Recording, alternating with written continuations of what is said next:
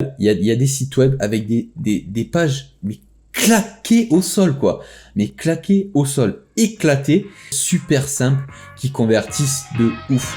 Juste par le copywriting, par les techniques de persuasion, par l'agencement.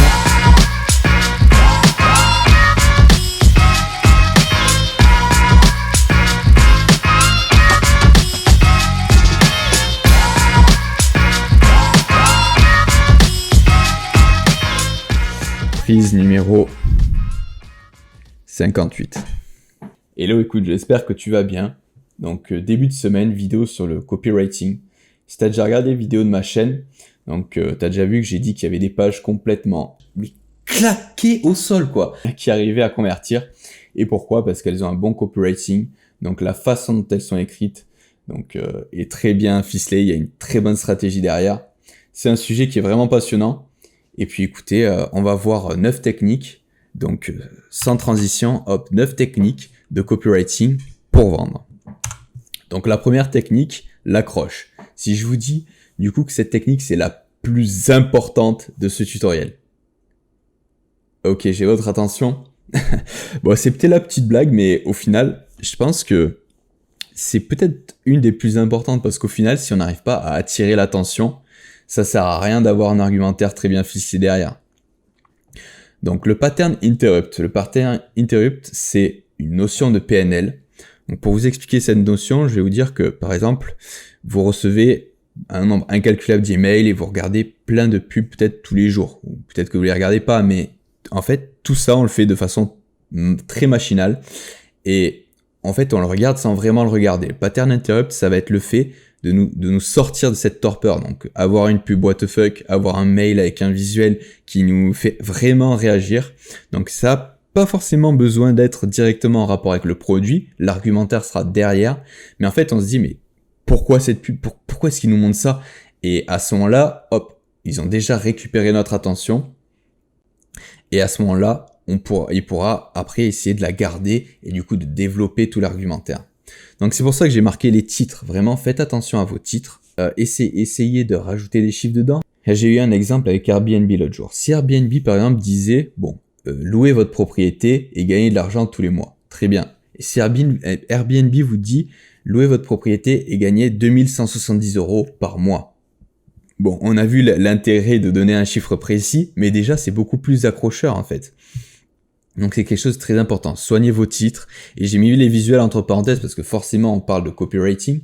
Donc là on est sur la façon d'écrire, mais c'est aussi un visuel qui peut attirer l'attention. Et de toute façon vous allez voir, les deux vont particulièrement ensemble. Donc dans un premier temps, attirer l'attention. Dans un second temps, présenter les bénéfices. Présenter les bénéfices de l'utilisateur. Voilà, comme je l'ai marqué, le copywriting c'est l'art de traduire des caractéristiques en bénéfices. Donc les caractéristiques, qu'est-ce que c'est? Ça va être les éléments techniques. On va voir la vidéo après sur « Vendez-moi ce stylo du lot de Wall Street », mais la caractéristique technique d'un stylo, ça va être le matériau dans lequel il est fait, l'encre avec laquelle il écrit. Quand le bénéfice, ça va être la capacité d'écrire. Et ça, c'est vraiment une notion très importante, que ce soit en copywriting ou en marketing particulièrement. Donc on va regarder rapidement le petit extrait. Hop.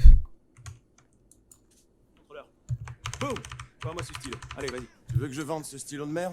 Y a pas plus fort que ce gars. Ce stylo. Ils vous vendent n'importe quoi. Sois sympa, signe-moi un autographe sur ta serviette, s'il te plaît. J'ai pas de stylo, moi. Exactement, l'offre et la demande, mon vieux. Voilà, qu'est-ce que je vous disais? Là, il a créé le besoin. Vous devez leur donner envie. Hop, ok. Donc, deux notions super importantes derrière cette vidéo. Dans un premier temps, il a parlé du bénéfice, qui est la capacité d'écrire. Et deuxième chose, il a créé le besoin. Il a dit, écoute, signe-moi un autographe. Et il dit, mais je peux pas, j'ai pas de stylo. Donc, créer le besoin, ça aussi, c'est quelque chose de particulièrement important. Gardez ça en tête, c'est vraiment les fondements du marketing, même en général. Les émotions, parce qu'au final, l'acte d'achat, c'est pas un acte logique, en fait. On va acheter, c'est une décision émotionnelle. Donc, utilisez vraiment des termes, utilisez des termes émotionnels, être heureux, la surprise, jouez vraiment sur les émotions de vos clients. Et en fait, ça va les impliquer, ils vont se sentir vraiment impliqués dans ce que vous dites. Donc, c'est pour ça que j'ai marqué le vocabulaire. Le vocabulaire, c'est quelque chose de très important. Et du coup, ça nous amène à l'étape d'après, même plus généralement, utilisez des mots positifs. Là, j'ai marqué « il n'y a aucun risque ». Si vous décrivez votre produit, au lieu de dire « il n'y a aucun risque », ce qui est peut-être vrai, dites plutôt « vous êtes couvert ». Pourquoi? Parce qu'en fait, le risque, déjà, ça nous met, c'est un terme qui est plutôt négatif. Donc ça nous fait penser tout de suite, à une notion négative. C'est comme si je vous disais par exemple, ne pense pas à un cheval blanc. Qu'est-ce que tu vas faire? Tu vas penser à un cheval blanc. Donc, utilisez des termes positifs et en fait, vous allez définir vraiment la réalité de votre utilisateur. Ensuite, soyez direct. Et oui, comme j'ai marqué, vous n'êtes plus à l'école. Moi, j'essaie par exemple de vous tutoyer. J'essaie de te tutoyer. Mais enfin bref, quoi qu'il en soit, ça me fait petite parenthèse. Mais oui, en fait, essayez d'être le plus direct avec les gens à qui vous adressez, avec vos clients. Utilisez le vouvoiement plutôt que de parler d'une façon générale, parce qu'en fait, une fois de plus, ça va impliquer votre client. Et il va mieux se situer en fait dans la situation. Donc essayez de lui parler comme un face-à-face. Voilà, c'est toujours dans le but de créer une relation.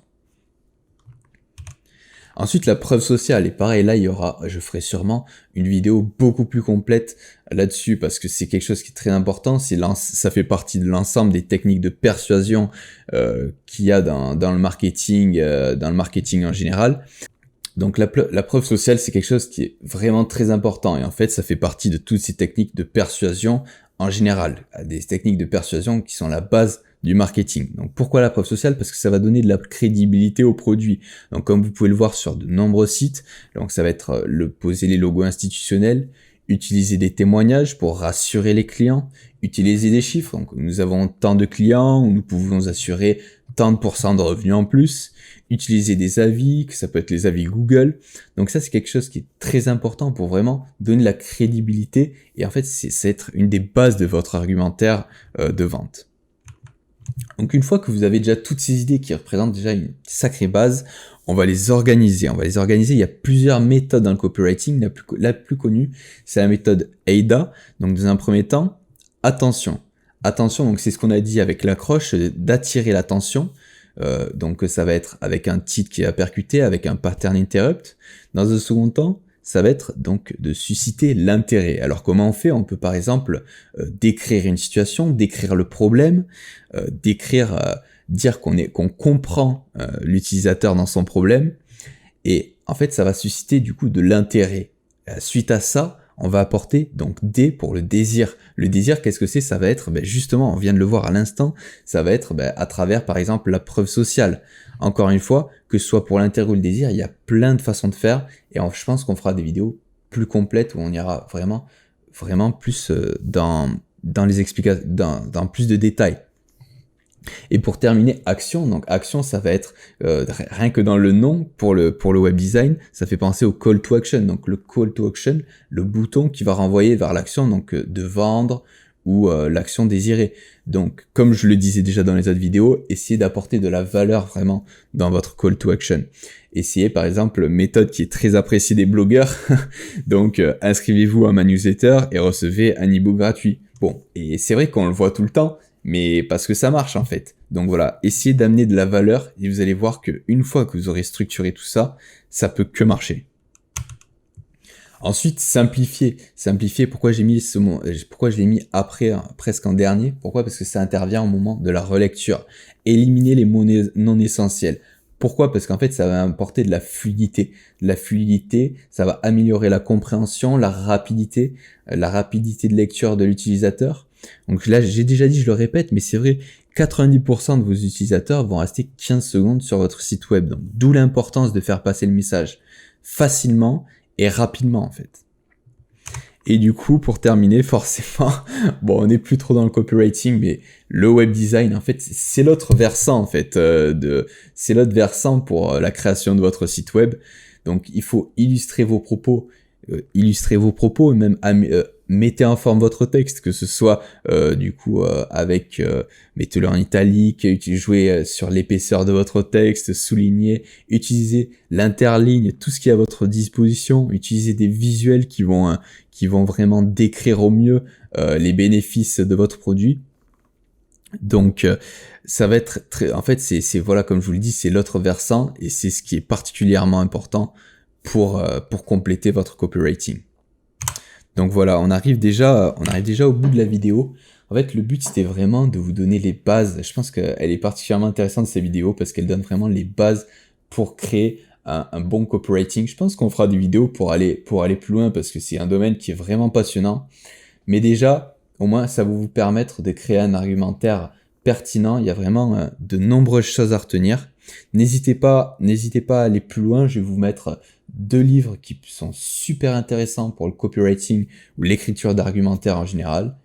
Et puis écoutez, si cette vidéo vous a plu, n'hésitez pas à vous abonner pour rester au courant des prochaines vidéos.